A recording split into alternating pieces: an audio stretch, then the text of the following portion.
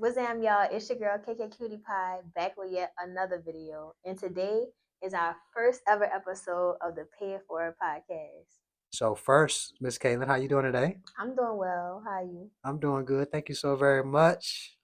So tell us about yourself. We know you come from New Orleans, so let us know what your life was like coming up in New Orleans and give us some feedback so we can get to know you better. I am born and raised in New Orleans, Louisiana. Just recently moved out here to Atlanta. From a very young age, I've always been interested in being in nature, communing with other people, just enjoying the simple pleasures of life. I've always been semi outgoing. I come from two amazing parents. I have a sibling who is also an amazing person. And so from a young age, again, I was just taught the importance of humility and of extending yourself with limits and boundaries, but in a way of not with the expectation of anything in return besides just being well, right? Pouring back into ourselves, pouring back into our community. So that is the foundational principles that I was raised up on. So now, as far as your schooling is concerned, how does that look? I ended up going to a very, very good middle school, Lake Forest Charter School, if you know, you know. That at that school, I was taught how to think critically. And so from there, I went to Lusher Charter School, which is one of the best academic high schools in New Orleans.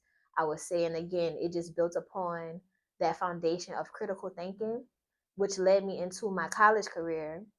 I got my undergraduate degree at Southeastern Louisiana University, where I studied human resource management. And then I went on a few years later to obtain my master's in business administration from Southern A&M University. So after you graduated, with all of those degrees and accolades, what was your next step after that? After that, I became employed at one of the best architecture and construction firms in New Orleans. It taught me a lot about an industry that I didn't know much about, which is architecture, specifically, and later on construction.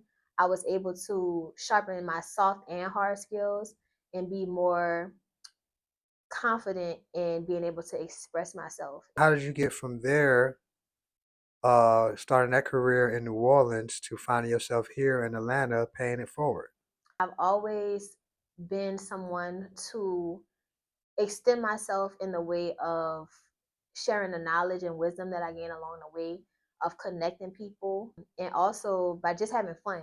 And so those principles led me to pursue my career outside of project management and business management in the way of entrepreneurship, right? For a really long time, I've had a vision on my heart to essentially create spaces for people to commune, fellowship, heal, learn, and grow. Things align for me to be able to transition to moving to Atlanta. Now it's time for me to be able to go on my own and start my entrepreneurship journey. That led me to create the Wellness Playground, where essentially I'm able to help myself by helping others, pouring into my community. Right now, the Wellness Playground takes the shape more of an initiative. So we're focused on events, fundraisers, and just initiatives surrounding holistic health and wellness. And that directly leads to me being a part of Pay It Forward, which is just an extension of what we do at the Wellness Playground, just in the form of a podcast. With all your background and expertise and education, you're paying it forward. How does that all coalesce into what we're doing now here at Pay It Forward? So, with anything that I'm a part of, I aim to show up authentically because who I am, all of the necessary traits lie within me, and it's so much that I uncover within myself, uncover through means of conversations with other people, through exploring, just reading, exploring different means of learning, and just experiencing travel, all these different things. So I like to think of myself as a walking vessel for God to move through me. So anything I do, anywhere I go, I aim for my authenticity and for God to flow through me. With that being said, this podcast I see as just an extension of myself, of my desires, of the things that bring me joy, of the wisdom that I've gained along the way, and also not just myself, but the wisdom of others too. It is our mission and plan to bring people on to share knowledge with our community, to share information, not just information to just throw it out there, but teaching people how to apply this, and bringing ideas that may seem out of reach or not accessible to a level that's digestible, that's easy to understand. Right. So we're going to be giving away $20 on our next podcast. In order for you to be eligible, you want to subscribe to the channel and leave a comment with your Cash App tag.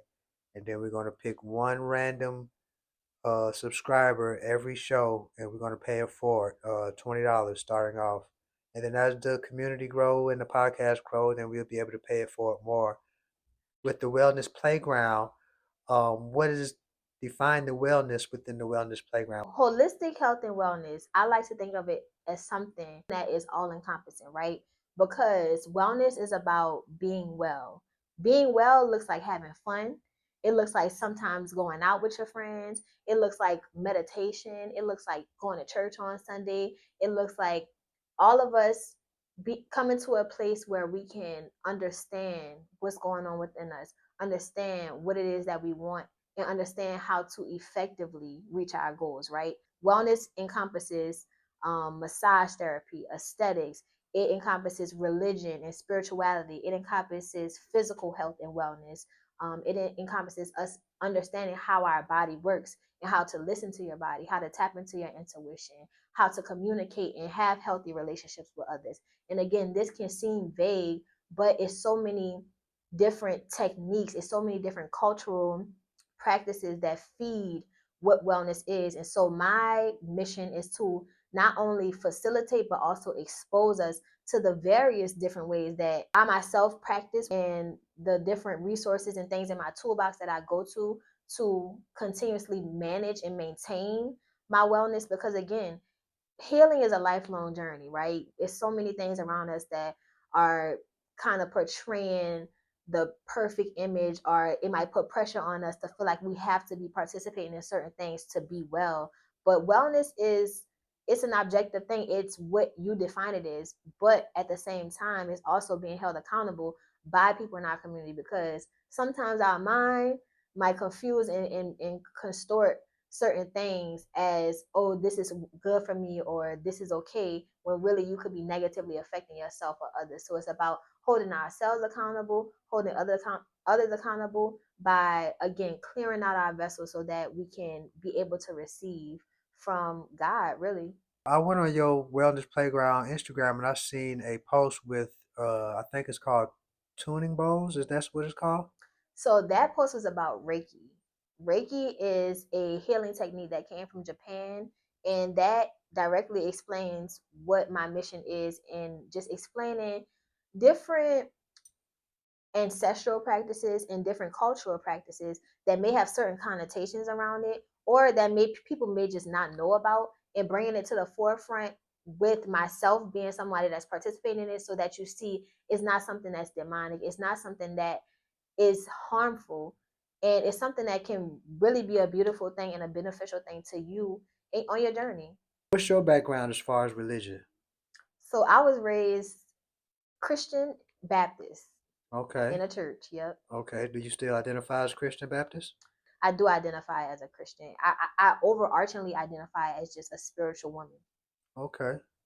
And so now when you say you identify with the teaching, but maybe not the church, what Mm-hmm. you're saying, the way that they have the church today versus what the word and the scripture is saying. Is that what you're saying, to be clear?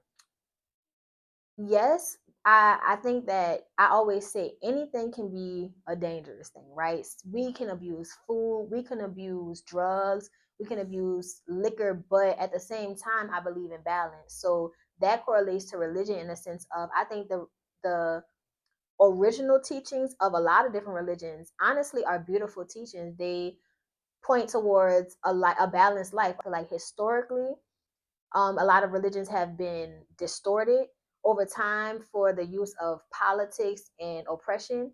And I think Christianity is one of the biggest religions that has been done with, especially to communities that I'm a part of.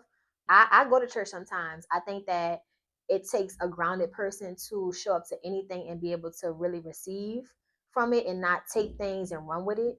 But also that takes grounded teachers too, and not everybody that's behind the pulpit is coming from a grounded place.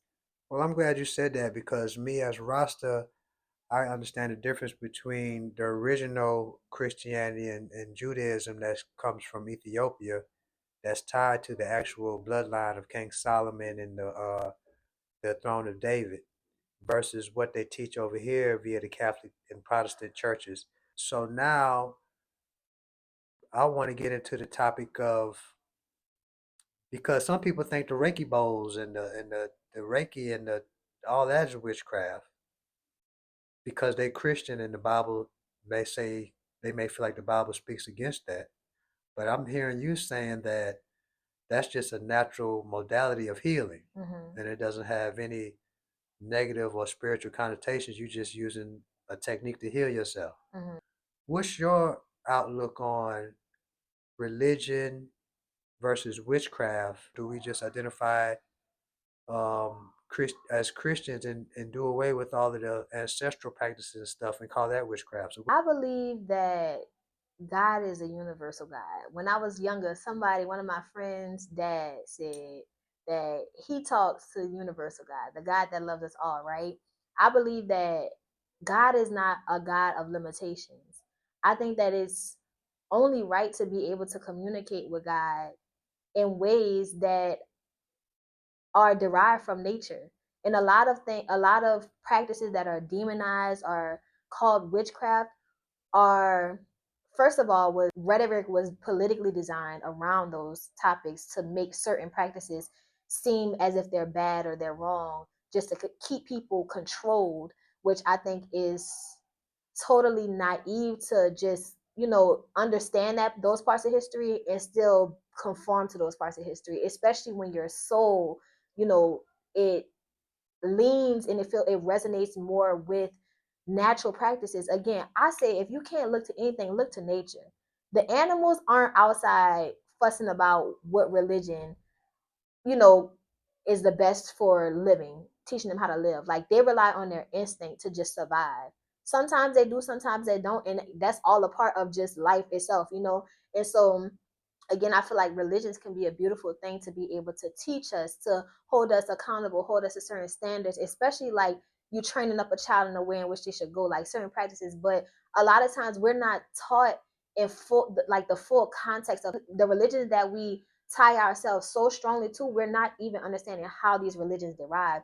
And a lot of times, historically, the religions that exist today come from ancestral practices. It comes from people that have observed people who were living off the land, who were looking at the stars, who were talking to God in whatever ways, doing rituals and things like that, and put limitations on it that was then again used for beautiful things, but also used to control people. And so I think a lot of our mindsets around religion is still from that place of just letting somebody tell us what's right and wrong instead of going within and actually communicating to God ourselves and establishing that relationship itself, which I think is the most important outside of any religion. basically, when you get into the religion, it's your responsibility to research and figure out the origin of the religion and the true meaning of it in its essence. Doing that, you'll see relationships with other ancestral practices that'll allow you to be more open and more universal versus just trying to shun anybody that doesn't agree with what you agree with. But in actuality, you see that y'all just saying the same thing from two different lenses. Right. And again, I think that that is a beneficial way to go about things, right? I think that's a way to even help you further understand the religion that you are intending to practice. And also, I think that it's beneficial to also research religions outside of your own because, and again, it might take you to get to a certain point to do that, and everybody may not feel comfortable with that off bat. But it's not to say that just learning about another religion means you have to practice it. But it's a lot of correlation between religions because, again, we've been able to break things down. Even within Christianity, you have so many different denominations based on sometimes minor disagreements about historical things that may or may not have happened in the Bible, right? To me, that's still a form of division. It's not to say that these different denominations can't come together and agree that Christ is Savior, which again, is a symbol of unity, but it's still people's understanding of the word that led to, you know what I'm saying, different divisions, which we accept in Christianity. And sometimes certain denominations might think they're right compared to others, right? And the other is wrong. So that is still not, the most Christian sounding thing, if you ask me. But if you don't do the research to actually understand these things, then I feel like you can just be swayed or controlled and into making, lifelong decisions, because your religion, like, that not only dictates your life, but that dictates your future as well. That dictates the future of your lineage, your children. And some religions, I mean, just because it's widely accepted doesn't mean that its teachings are always aligned with what you have going on in your life and what you're here to do. So I think it's only right to do your due diligence and, just open yourself to at least a possibility of learning these things before just closing your mind. I was raised in the church, Methodist, African Methodist, but after seeing Roots and all the slavery movies and TV shows, I didn't want to be a Christian no more because I felt like that was what I got from slavery. So it wasn't until I got older and realized that just like everything else, they stole it from us and remixed it. And so in finding that out, I also realized that um, before the concept of Christ, it was Judaism, and Judaism dealt a lot with, like Caitlin is saying, ancestral practices and dealing with the stars. The priest of Judaism, the high priest, had a good concept of the stars where they were able to prophesy. Also, having certain practices as far as their diet and fasting and everything like that allowed them to communicate with the spiritual realm. And then also, uh, Christ didn't originate with just Christianity. I mean, because Judaism is before Christianity, and Judaism would be like the Old Testament, and Christianity would be like the New Testament and the Old Testament together. So it would be Judaism plus Christ would be Christianity as we know it today. So, like Caitlin was saying, once you do your due diligence and you start to go into the ancestral origin of these religions and concepts, you see that they all have similar traits, or basically really telling the same story, because all religions come from monitoring, observing, and charting the stars. Because before people were so advanced, they needed the stars and to follow the stars and understand the stars to survive, as it pertains to crops and growing your food, the proper time to plant, the proper time to harvest. Also, as it relates to hunting and fishing and things like that. So through time, the concepts have gotten twisted and manipulated to where it's a witchcraft or a demonic element that has been implemented into it, where at once it was just a natural, organic way of life. How do you feel about the world today versus um, the world that we read about in the Bible? And then, based on your understanding of holistic wellness and ancestral practices and what we have today, what is your playbook as far as being able to be both a Christian and deal with ancestral practices?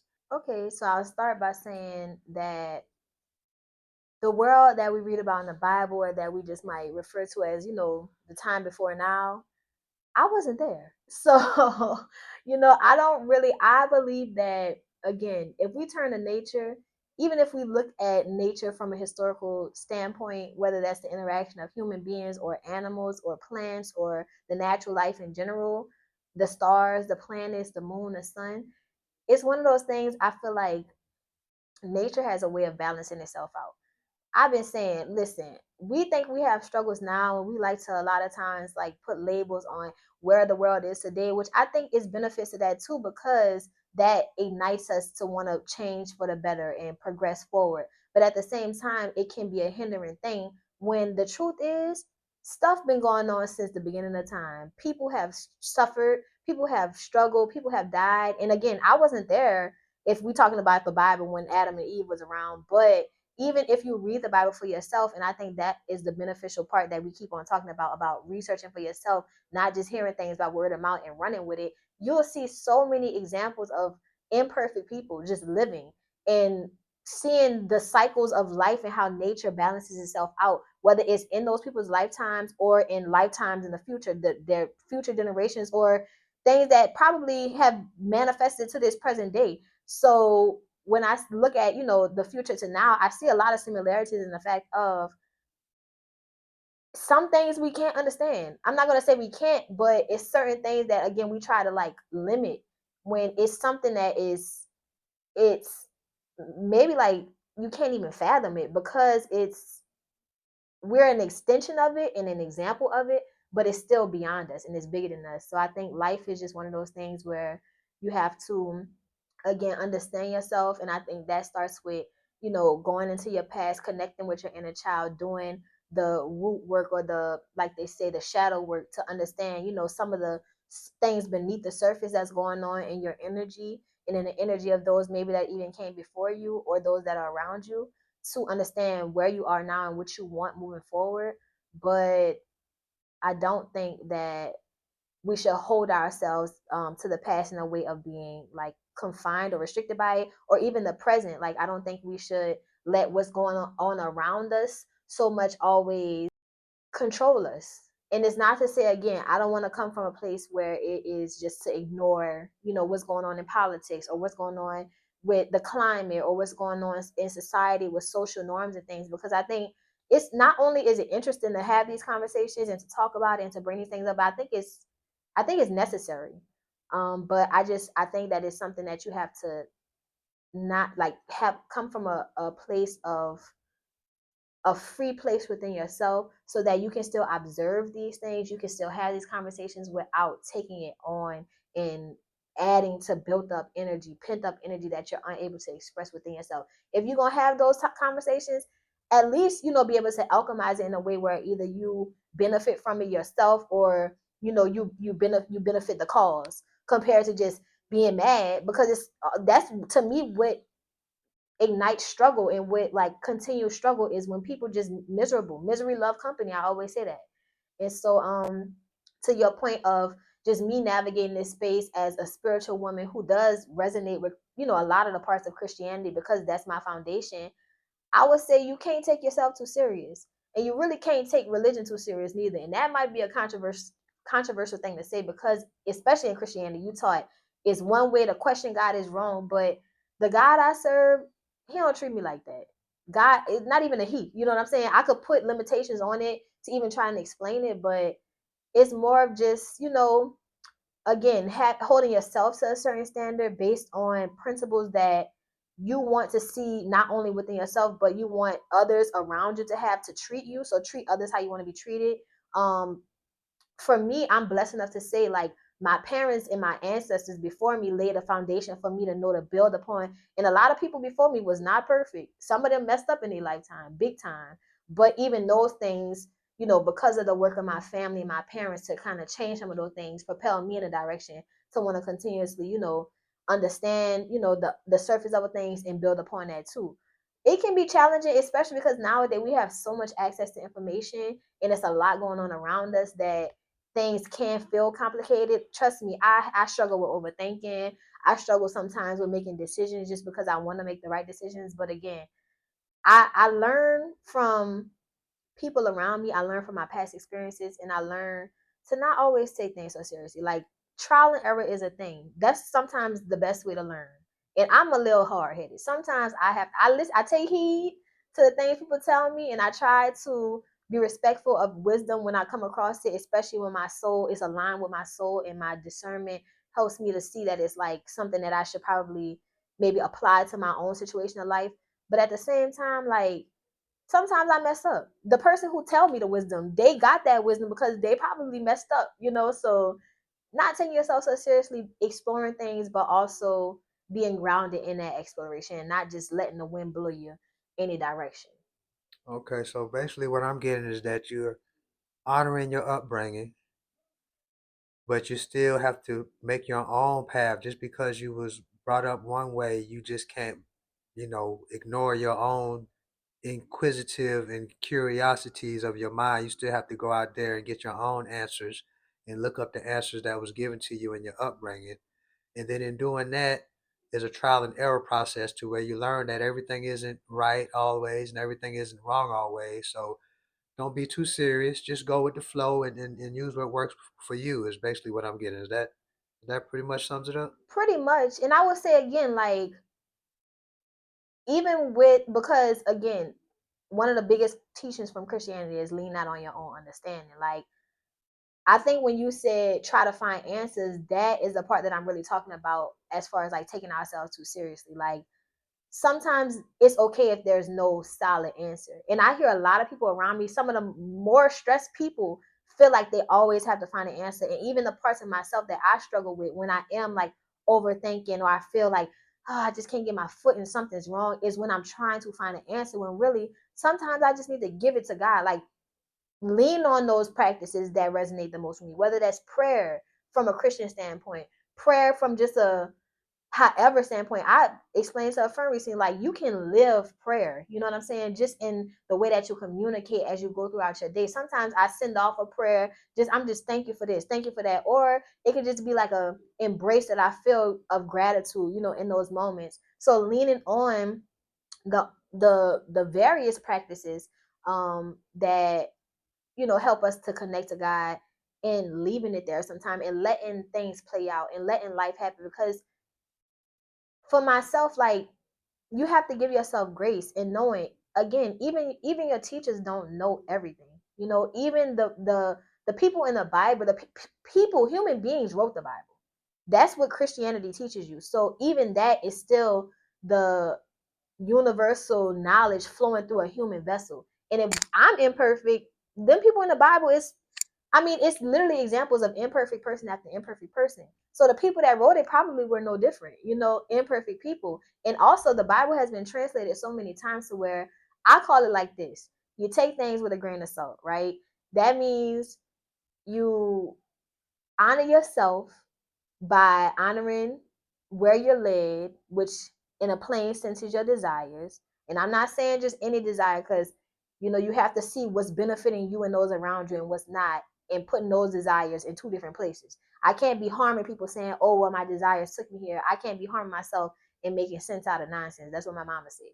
You know, letting those desires, though, the ones that help not only yourself but the collective, guide you forward. And also surrendering to the process and knowing, like, it's okay to be curious, it's okay to research, it's okay to grow, it's okay to learn and mess up sometimes. You get up, you rely on people around you, because that's another thing. Today we feel like we have to do everything by ourselves. Sometimes you have to rely on your neighbor, you have to rely on your friend, you have to listen to the things that your mama telling you that you don't want to hear. You know what I'm saying? Not to say you have to apply every single thing that you hear, but just be from a space that is open and able to receive. And I think the best way to go about that is cleansing your vessel, understanding, again, I keep repeating it because I think this is like the formula that I found works for myself, is going to understand why is this coming up. Maybe it's this thing, maybe it's not, and I don't hold myself to the standard of having to answer that question. When I do that, it stresses me out.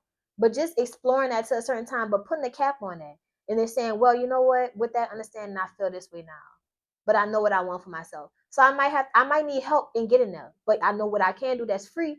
I could pray, I could meditate, I could breathe and do breath work. I could go stretch and feel better. I could go to the gym and feel better. So those practices and those, holistic methods is what centers me the most and helps me go about my way.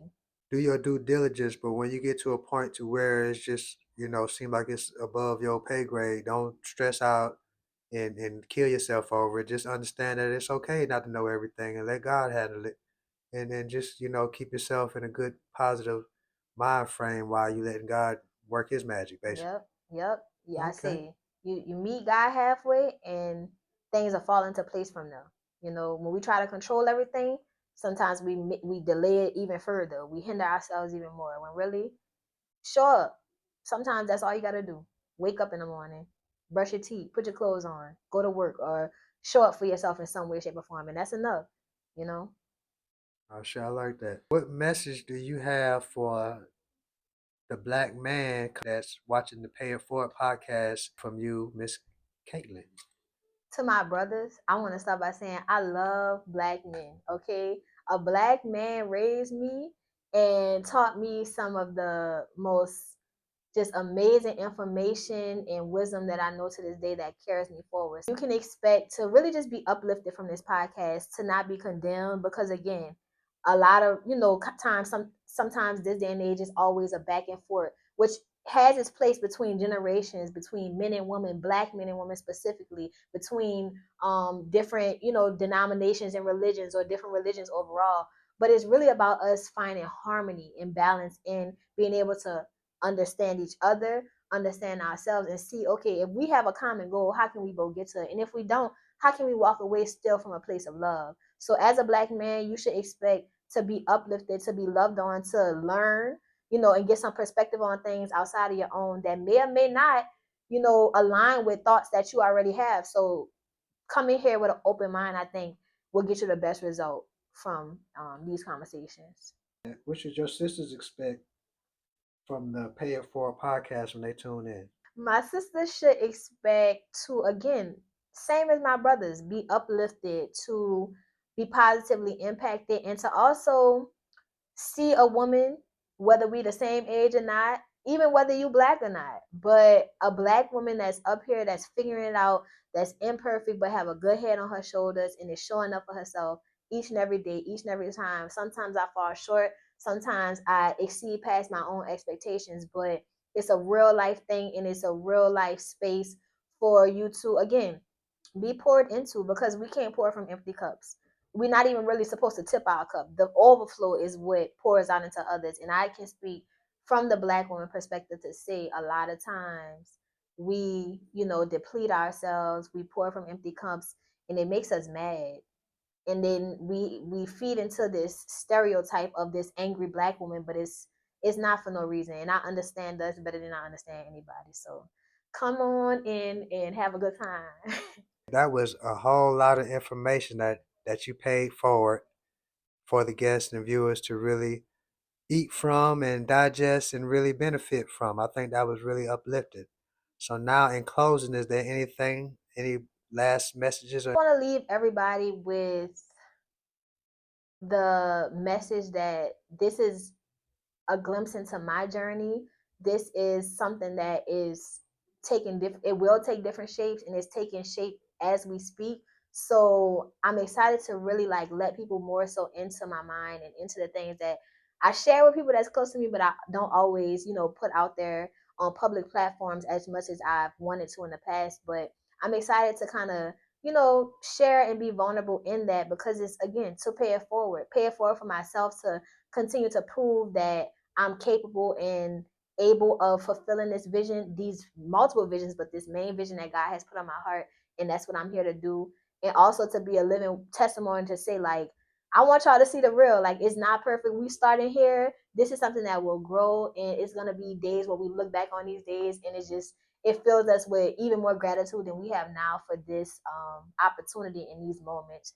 I want to shout out to Raz Kara behind the camera. hey, Yes, because he is just instrumental in this whole thing taking place.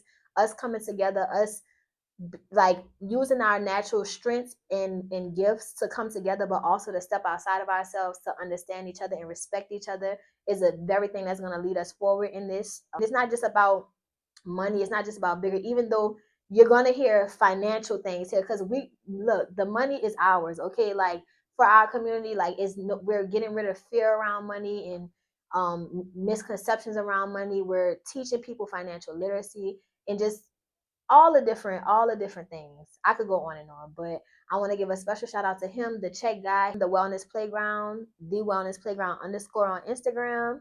On a personal note, I'm known as KK Cutie Pie. You can find me on different platforms there. Make sure y'all like, follow, subscribe. Make sure y'all follow us at hey. PIT Forward 1K on all platforms. That's Instagram, X, Facebook, TikTok. Be prepared for more content to come out. And again, it's something that is growing. We're building, and we got our boots on the ground. We ready. Thank y'all. See y'all next time. Hey, bless up. Bye.